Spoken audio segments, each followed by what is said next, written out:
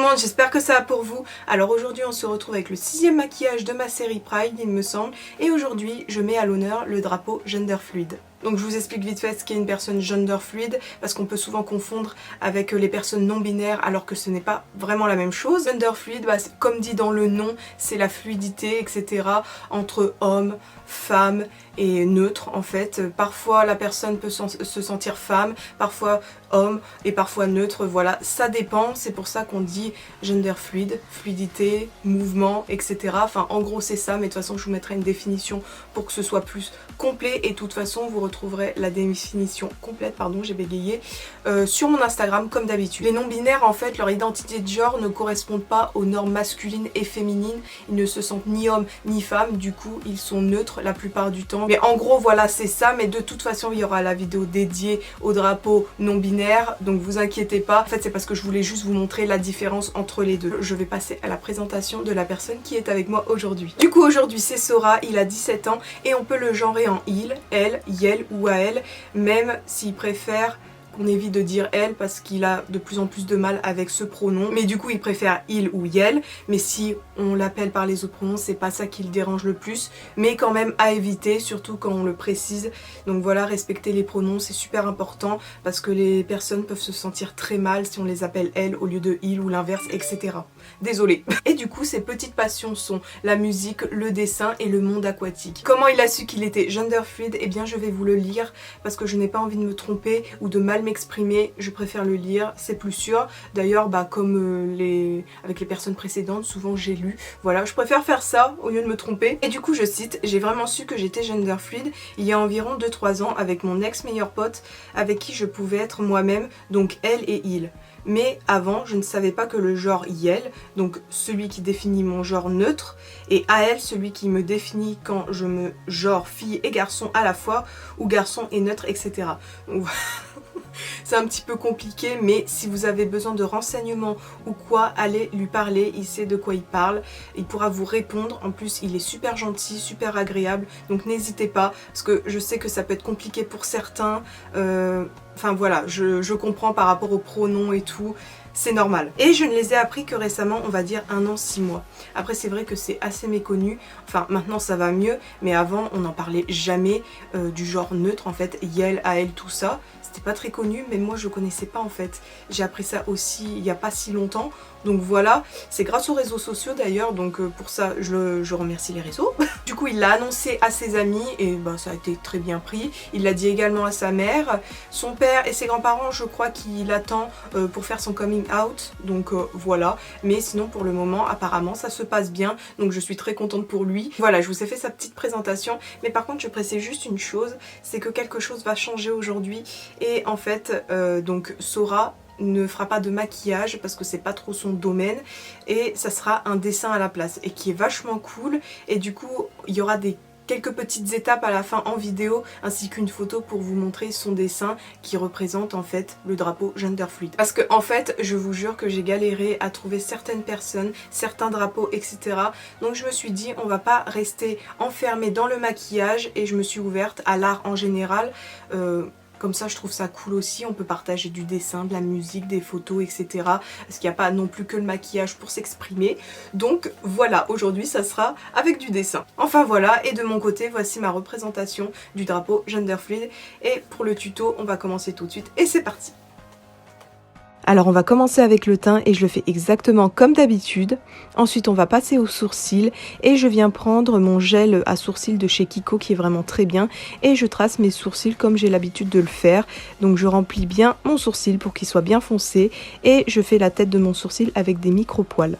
Et ici je vais commencer à faire une sorte de double sourcil donc qui pointe vers le haut parce que je trouvais ça assez joli et géométrique, qui va aller très bien pour la suite du maquillage. Ensuite je viens prendre la palette Deyo Coralie pour me servir de la teinte Juicy en tant que blush parce que j'aime vraiment trop la couleur, elle est magnifique. Donc j'en place sur le haut de mes joues et sur mon nez. Ensuite toujours de la même palette, je viens prendre l'highlighter Sweet Candy qui est vraiment magnifique et qui ira avec le reste du maquillage. Donc je le mets sur le haut de mes joues, sur mon nez, mon front et mon menton. Ensuite, on va passer aux yeux et je viens prendre ce rose de la palette Bright Mind de chez Beauty Bay que je commence à déposer en fait dans mon coin interne, sur ma paupière mobile et mon creux de paupière. Et je commence à estomper tout doucement. Ensuite, je viens prendre ce bleu donc avec un pinceau liner, donc un pinceau précision, parce que je vais créer une forme sur mon œil que j'ai pas l'habitude de faire. C'est la première fois d'ailleurs que je fais cette forme. Donc je vous laisse regarder parce que je saurais pas trop comment vous expliquer, mais c'est quand même assez simple. Quand j'ai terminé la forme, je commence à dégrader les lignes tout doucement et il faut que ce soit assez net, donc évitez de trop dépasser et je commence à remplir l'intérieur du coup. Prenez votre temps pour bien estomper, pour éviter de dépasser, pour créer une jolie forme. Parce que le but quand même du maquillage, c'est un peu graphique, géométrique, etc. Donc c'est important d'avoir une jolie forme. Puis par la suite, bien sûr, j'estompe le dessous pour que ce soit plus flou, plus fumé. Ensuite, je viens prendre un bleu plus foncé, donc toujours avec un pinceau fin, pour venir donner un petit peu de contraste, de relief au maquillage, parce que je trouve que ça donne quelque chose en plus. C'est plus joli en fait. J'en mets vraiment qu'à l'extrémité de la forme que j'ai faite. Comme vous le voyez sur l'écran, j'en mets pas partout. J'en veux qu'à certains endroits pour, comme je vous l'ai dit, donner du relief et du contraste.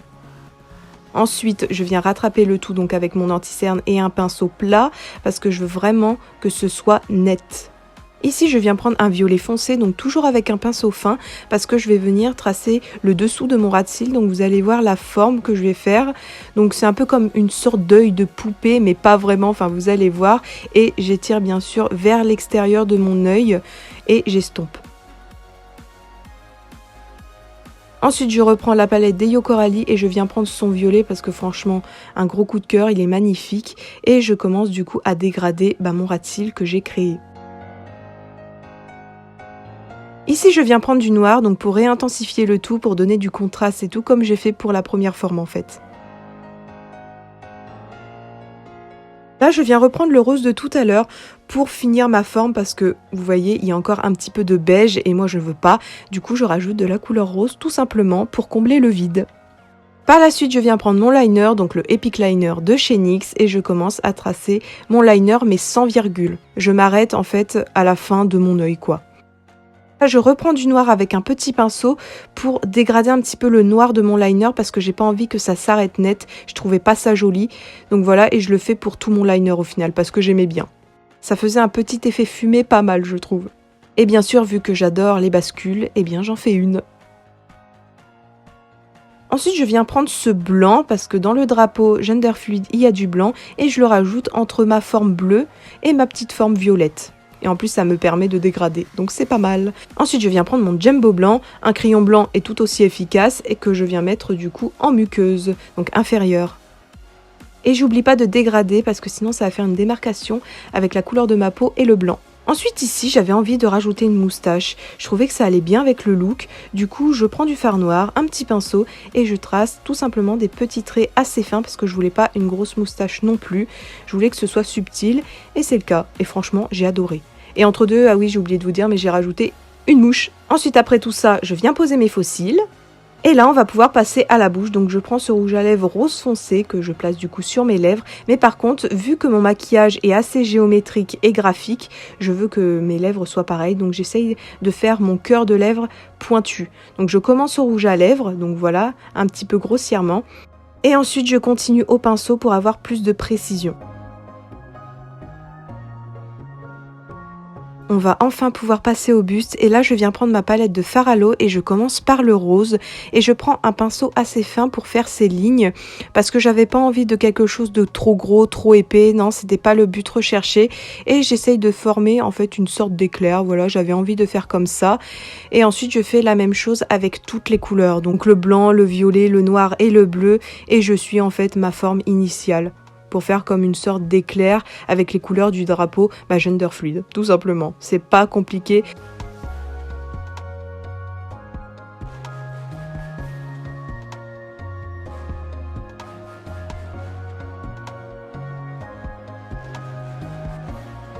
Et du coup, après ça, le maquillage est terminé.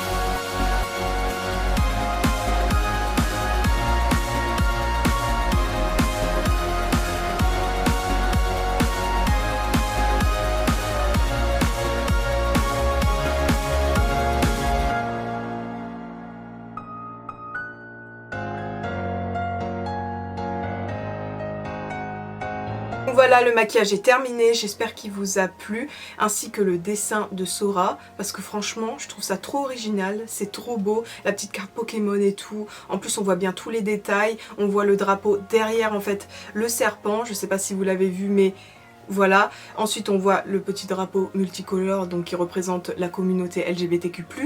Moi j'ai beaucoup aimé son dessin, c'est original, ça change. Je me répète mais si vous avez des questions n'hésitez pas à aller lui demander, son Instagram sera en description pour répondre à vos questions parce que personnellement moi je ne suis pas gender fluide, je ne pourrais pas répondre exactement à vos questions. Je connais un minimum le sujet, sinon j'aurais pas fait une vidéo là-dessus, comme tous les autres drapeaux d'ailleurs, mais je ne suis pas une personne concernée, donc je peux pas vous expliquer littéralement quoi, vous voyez.